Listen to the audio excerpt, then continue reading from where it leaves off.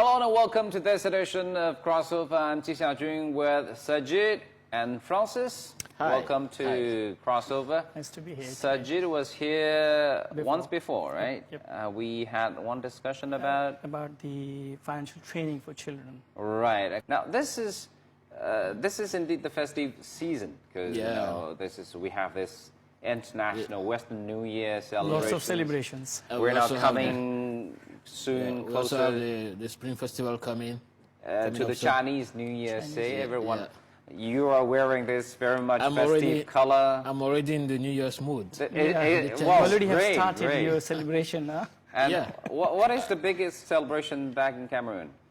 I would say it's also the New Year. I mean, the International New Year, the Chinese one, on the 1st of January. But we also have our National Day that is kind of very festive. National Day? It's on the 20th of May. 20th of May. Yeah. Right. And then apart from that, we have different traditional festives, but those are not the biggest. Yeah. What about back in Pakistan? Well, first of all, we need to know about the culture. Basically, is human behavior patterns, where the lifestyle and the belief of different people, how they interact with each other. And the cultural differences have lots of variations. And their traditions, their norms, their values in different countries, different regions, and different societies. While in Pakistan, we have lots of tradition festivals there. We have Eid festivals, which are so-called, and we celebrate different kinds of functions on different occasions. And we do have lots of functions, including the costumes, very traditional costumes. We have very traditional dances there, particularly on the wedding ceremonies. And we have a very special kind of food which is served to lots of people around there. So the people, they celebrate, we do have New Year, but according to the Islamic calendar, we have a New Year in different timings. So, but the Chinese... Not on the 1st of January. Not on the 1st of January is our English New Year. But we do have our Islamic New Year as well. Yes. So, but that Islamic calendar, we have also 12 months, like same as the Chinese New Year calendar. So we do celebrate with respect to religion, in fact. That's the way. Religion. And how many different ethnic groups do you have back in Pakistan? We have, Pakistan basically is a multilingual, multi-ethnic and multicultural society. We have back the origin of Indus civilization. So we look at, right from the history of those, we have lots of ethnic groups there, around more than 20, I think so. So they are working, the Christians is the second number. We have Hindus, in fact, we have lots of people there. Majority of them are Muslims there, around more than 98, 95%, something like that. Well, that's interesting because back in Cameroon, with a population of 20 million, less than 20 million actually, we have about 300 ethnic groups. Really? Oh my God. And they all have their different customs, all they have their different big days. And different festivals, and also different. For example, you have in each province you might have like tenths of ethnic groups, and those have their own harvest day. They celebrate the harvest day, for example. The day they so, Francis, it means that throughout the year you are celebrating lots of functions then. That means you don't have to work all year long. You don't need to work have celebrations every day. No, but you don't belong to all those ethnic groups. But you join the celebrations. Yeah, but you join their celebrations as well. Yeah. Now, Exactly. I mean, is there one major festival which all these ethnic groups celebrate together? Of course, like the National Day, like of course. National Day. National Day. We also have other days like we have the Youth Day in Cameroon, the Youth Day. Yeah. We have two biggest celebrations in a year, and one is after the month of fasting. We have 30 days fasting month, Chayure. Yeah. And after that, the 31st day would be called as Eid Day. And that celebrations go on till 3 days, in fact. Right. Where lots of families get together. That's the big day for all Muslims. Like the small children, they get money from the elders, their parents, their uncles. They have new clothes, lots of big food kind of thing. The second one is another kind of Eid that is called Qurban Jai, where we slaughter goats and cows. That's both of these two are basically the Islamic festivals, in fact. Yes. Not only in Pakistan and all over the Muslim world. That's they right. They do celebrate. We offer prayers. We have a lot of things then. And other than these, we do have some like Independence Day. We have the Resolution Day, we have lots of other things. And besides all of these things, as I have mentioned on the wedding ceremonies, we have big gatherings. Normally, like the wedding ceremonies comprising on 5 to 6 days. We have a lot of dances, singing, and a lot of food. The people all around the world, they come and they, particularly like the foreign people, when they come and saw such kind of things, they really enjoy it. Yeah. Very colorful clothes and very good celebrations there. I mean, China has totally 56 different ethnic groups, with Han being the largest. And I mean, for the smaller ethnic groups, they might have their big day to celebrate their New Year, their versions of New Year. But for the majority of the country, is the Spring Festival. Yep. That's the biggest celebration. All Chinese people would celebrate it, would join in the celebrations. And the good thing about it, because we have quite a few major traditional festivals, including the Dongwu Festival, including Qingming Festival, including Mid-Autumn Festival, including the Spring Festival. Those are the 4 major ones.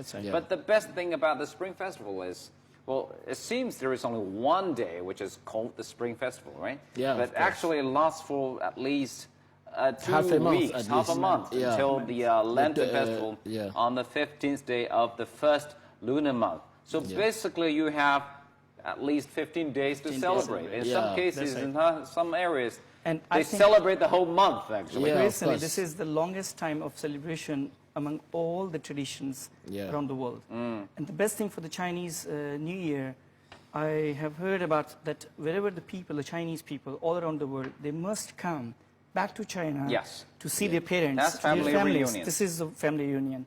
And the most important thing is that this is the biggest temporary migration of the people going back to their hometowns, isn't it? Yes. Isn't it? Hundreds of millions. Hundreds of millions. Moving Look around. at, like the Chinese New Year, during the Chinese New Year time in Beijing, it seems like nobody's living here. Yeah, of course. Roads are, During that love to time- see these kind of roads. Well, the traffic is so good. So good, really. When you drive a The car time during that you time, travel around 1 hour, you So- spend within 15 minutes Now, there. this is the biggest festival for family reunions. Do you have also similar occasions? Yeah, we do, of course. One of the international festivals that we celebrate in Cameroon, and that is also supposed to be for family reunions. It's Christmas, and then we have other traditional festives back in Cameroon.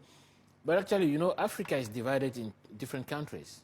In those countries, you have some communities that are together, like the Muslim community. Yes. Yeah, in Cameroon, in the northern part of Cameroon, we basically have only Muslims. I mean, basically, most of them are Muslims. So when it is also a Muslim international festive, the whole country is feeling the heat because we might have a holiday, like 1 or 2 days and all this. So those are things where people are really getting linked together. And another specific stuff about Cameroon festive days is like during great days like Christmas or the New Year or other the Harvest Day, you will notice there's something common with the old Beijing. The old Beijing, not nowadays Beijing. You have these hutong, the lanes. Yeah, in Cameroon, back in Cameroon, during those festives, all families will let their doors open. All right.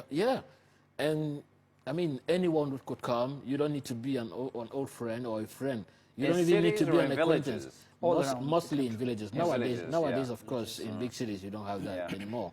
But in small cities, people will just come to visit anyone.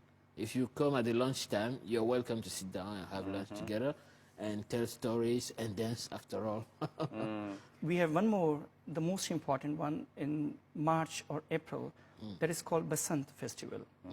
Basant means a kite festival, when the changing of the colors from winter to spring. I see. And same like the Spring Festival, something like. And many foreign people around the world, they come to our country. They look at the kite festival is less. The other things are more than those. Like very traditional barbecue, lunch and dinners. All the hotels and the roof of the hotels are all packed.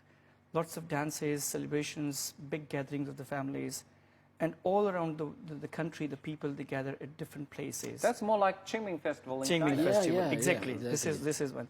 So that's the time of happiness, in fact. Yeah. They need to celebrate, the winter is over, now spring is coming. They need to have a new resolution and new ways of life, in fact. everything is going to be new, in fact. Now let's take a break first, and when we come back, we'll continue our discussion about the biggest festivals or the major festivals, different cultures, and how we celebrate them. You're watching Crossover. We'll be right back. Welcome back to Crossover, and today we're now sitting together with Sajid from Pakistan and Francis from Cameroon. We're now talking about these biggest celebrations, and no doubt in China, that is the Spring Festival. How do we celebrate them? I mean, we have different ways. A big feast is always a must for any major celebration in China. Maybe it's true in every culture. I think in the whole world, it's true. We have a lot of common points, like, people meeting together, having drinks, eating together, having fun. Now, you start to have differences after this. Like, back in Africa, we cannot have any celebration without dancing. In general. No matter if it's a happy celebration or a sad celebration. We cannot have a feast without alcohol. Even on sad celebration, they do have even dancing. on sad celebration, Really? when we go for, let's say, bereaved, let's say somebody died. And you need to dance important. there. Yeah, of course, we do. We have to dance. The dance style is going to be different, of course. It's not the same like during the birthday or the weddings, but we have to dance. You have people who will be lining up, and you have a kind of procession. They start to walk on a procession and walk under a rhythm, and some people will be beating drums according to the mood, the mood symbol right of there. sorrow, in fact. Yeah, a kind of sorrow. What is the thing you must do in these big days, big celebrations? The happiness days we are talking about. Like as I mentioned, that the costumes, we have a traditional costumes, like a long coat, in fact, and we need to go to the mosque, in fact, and offer prayer, and then come back and have lots of food there, and lots of big gatherings, friends, relatives. We met at one place. Say, like, today is at my home, tomorrow is your home, the next day is your home. So we have such kind of things. And then again, we have music, dances, such kind of things. You're talking about visiting each other. Visiting each other. I mean, this is also a major part of Chinese, especially when we talk about traditional Chinese. Going to different families, visiting different, visiting friends, visiting each other. That's a big part of our New Year celebration, especially in the countryside when we talk about these old lifestyle. In my hometown, when I was little, it's still true maybe these days. Especially during the festival period, we have to visit each other to make sure we are still friends. We're still relatives. This is more like a statement. If you do not visit each other during the festival, that means our relationship still is there. No, it's not there. If we do not visit each other. I mean, it doesn't really matter. I mean, maybe you don't really see each other once in a year, but you have to see each other during the festival. During the festival, That's very right. In big cities in Africa, it's becoming a big problem because, some people start to notice that actually the working schedule is so tight that you just, during the whole year, you don't have time to visit people. And the festival is just lasting 1 or 2 days. You cannot visit all your friends during that time. So what they do is they organize celebrations together, meetings. Oh, yes. Not necessarily to somebody's house. It might be to somebody's house, but people gather together. So you don't have to say that too. So you don't have to say, why did you not come to my home? Like the similar kind of thing here in Chinese New Year festivals or different kind of festivals. If you're talking about the food, for example, like Chinese New Year Eve is a special kind of food, dumplings. Dumplings, and that's mainly in the north. Mainly in the north. Exactly. In the and south, similarly, it's different. like on different festivals, they have like sweet dumplings sometimes, right? So the food is plays a very important role into the culture society. A bite of China, trust me. Really. I love this kind of Chinese food here because I'm here almost 9 years.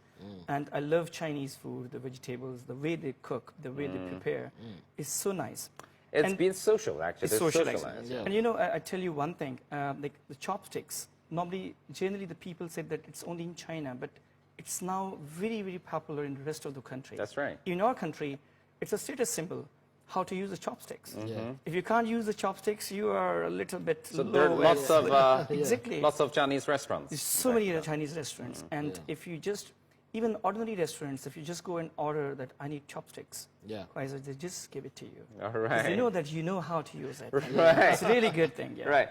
Now, well, in Cameroon, it's still fashionable to be able to use of course. Right. If we come back to visiting each other during the festival time, and what do you bring? You have to bring with you some gifts, I guess. I mean, yeah, that's what I've noticed in China, that when friends visit me or when I visit friends, when friends you visit each can't other, really you have just to go there, you know, empty-handed. bare-handed. Yeah, you have to take something.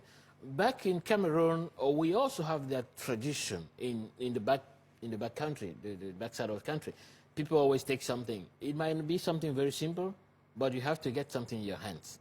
It You might be do just not open something- it, actually. Yeah, in- you not don't in open China. it. Yeah, you course. Not in China. Of course. Yeah. Like in our country, what we do, it's really important without giving anything, going to somebody's house is look very awkward.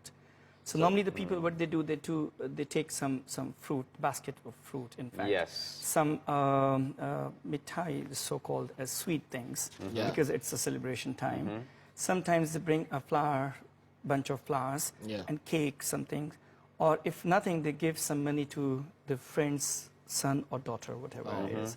But there's a big it's a trap. token. There's a big trap about this. I've noticed that, you know, given the cultural difference, some people might consider some present like a bad sign.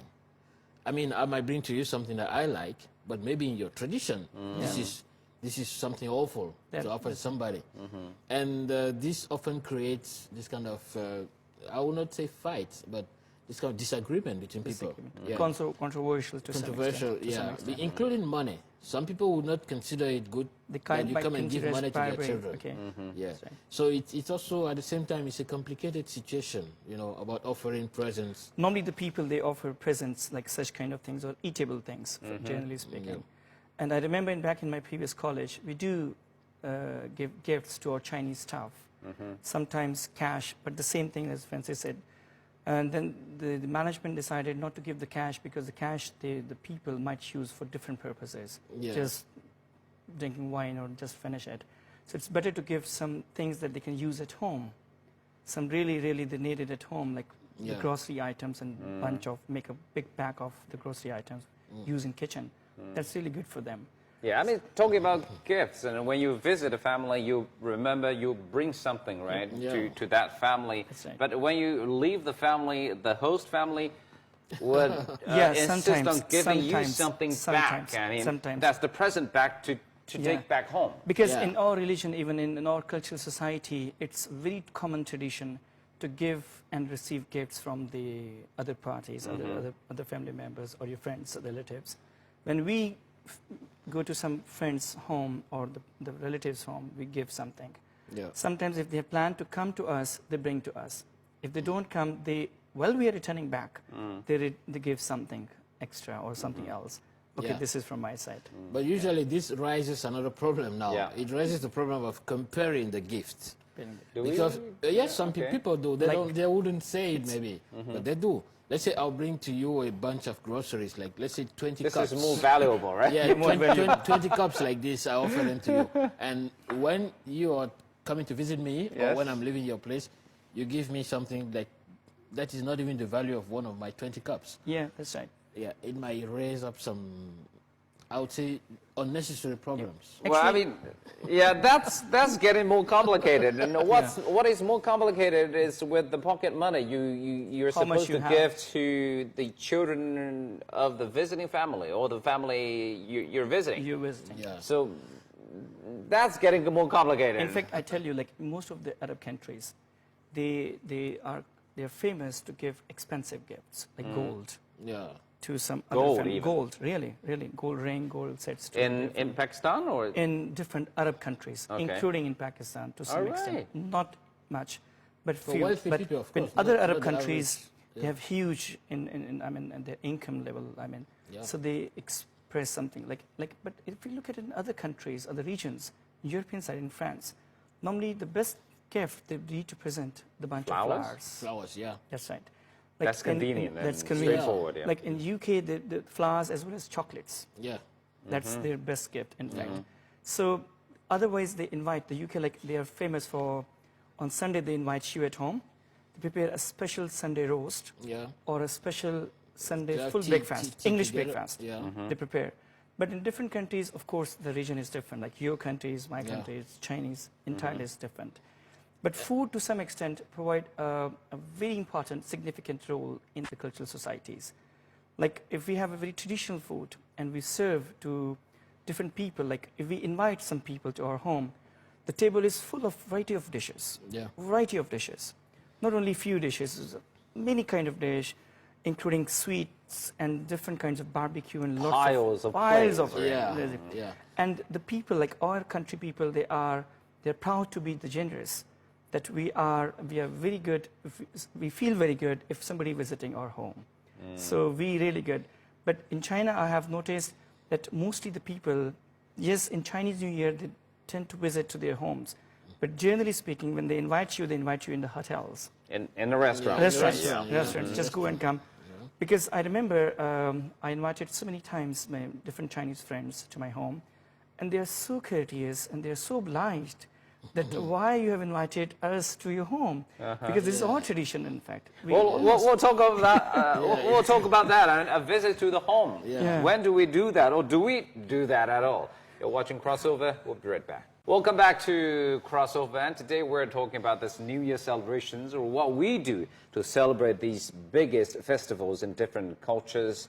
Well, many of the customs we've covered before for many times in our discussions, but since this is the festive season, so why don't we just review all these customs in different cultures. Before the break, we mentioned the visit to other people's home. And not, sometimes we meet in the restaurant, but sometimes we'll invite you to visit my place, my home. It's a special visit, a special invitation. Have you been to your Chinese friends' homes? Yeah, many times. I think it's very, very special because, first of all, in our understanding in Africa or in Cameroon, when you invite somebody to your home, that's a gesture. That's over the friendship relation. It's already over. I mean, it's more than simple friend.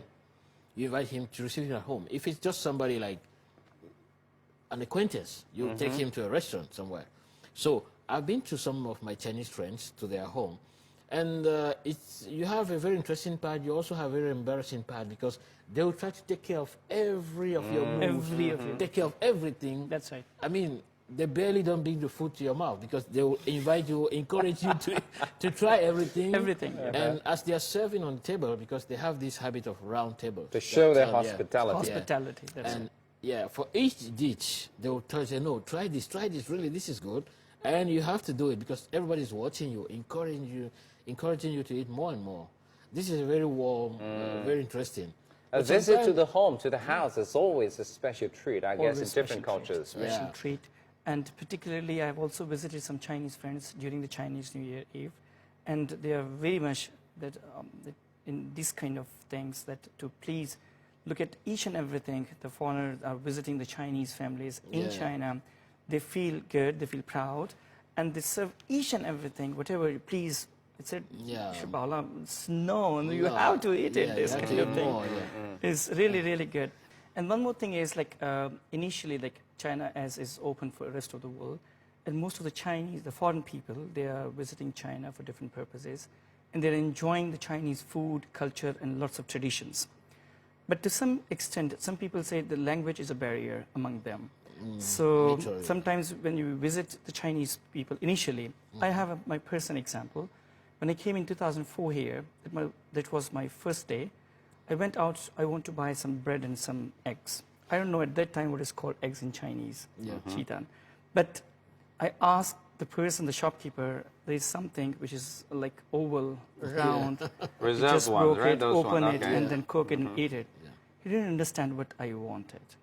So I said, I don't know. Then all of a sudden I says, cock, cock, cock. Immediately he understood. So means to say, according to the survey, all over the world, the body language, the eye contacts, it's and universal. the face-to-face expression, the people, they are frequently using all over the world to communicate. So it's a common thing. The lesson so he immediately understand what I want. The most valuable lesson is we've learned from your experience. All chickens sound the same. It makes the same sound. Same thing, absolutely the same thing. And immediately, within seconds, says, okay, look at it. This is you want. I said, of course, I want this. According to the Western culture, I don't know if that is true in Africa or in Pakistan, according to the Western culture, it is impolite to look into the eyes it is polite. Yeah. When you're talking to them, it is very important you look into their eyes when you talk to them. Exactly. Well, according to the traditional, especially the traditional Chinese values, it is impolite to look directly into the eyes of the ones you're talking Yeah, to.